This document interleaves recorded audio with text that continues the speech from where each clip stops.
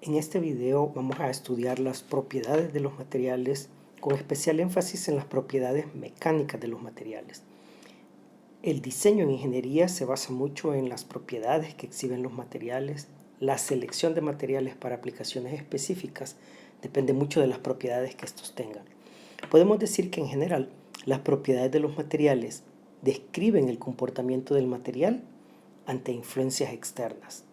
Por ejemplo, las propiedades eléctricas describen cómo se comporta el material cuando pasa una corriente eléctrica a través de él o cuando está bajo la influencia de un campo eléctrico.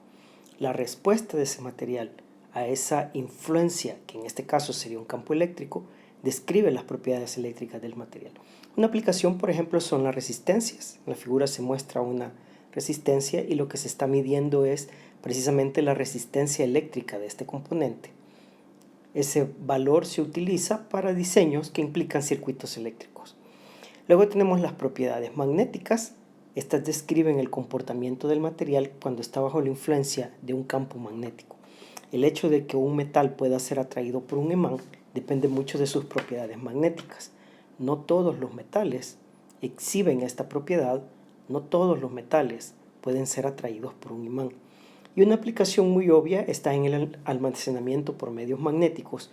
Cuando se guarda información en un disco duro, lo que estamos aprovechando es las propiedades magnéticas de la superficie del disco, de tal manera de que por medio de la aplicación de un campo magnético se pueden magnetizar pequeñas partes del disco y eso se interpreta como un 1 y un 0 o un 0.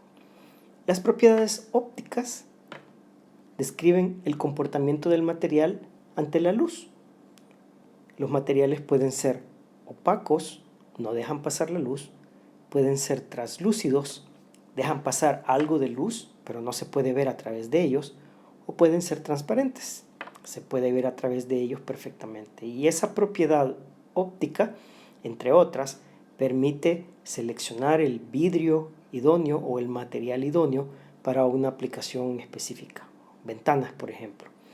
Y la que a nosotros nos interesan y alrededor de las cuales va a girar este curso, las propiedades mecánicas, describen el comportamiento del material cuando se le aplican fuerzas externas. En el dibujo tenemos una argolla que está empotrada en una pared, por ejemplo, y a la cual se le aplican fuerzas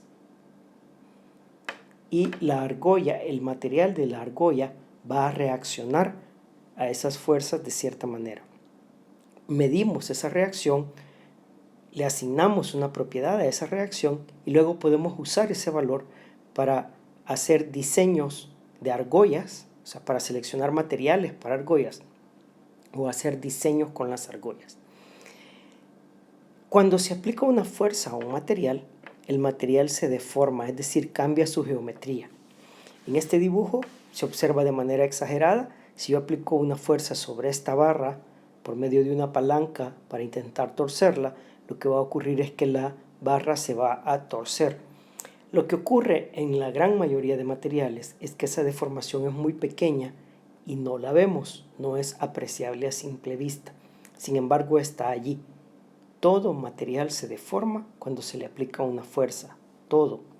La diferencia es si esa deformación es pequeña o grande. Si la fuerza es muy grande, el material incluso puede llegar a romperse. En esta materia a eso le vamos a llamar, o vamos a referirnos a eso como que el material se fractura. Y en el dibujo se observa un eje, el dibujo de un eje al cual se le ha aplicado una fuerza en torsión excesiva y el material no ha resistido, se ha fracturado. Las propiedades tienen una definición, es decir, tienen un concepto y se expresan por un número y una unidad.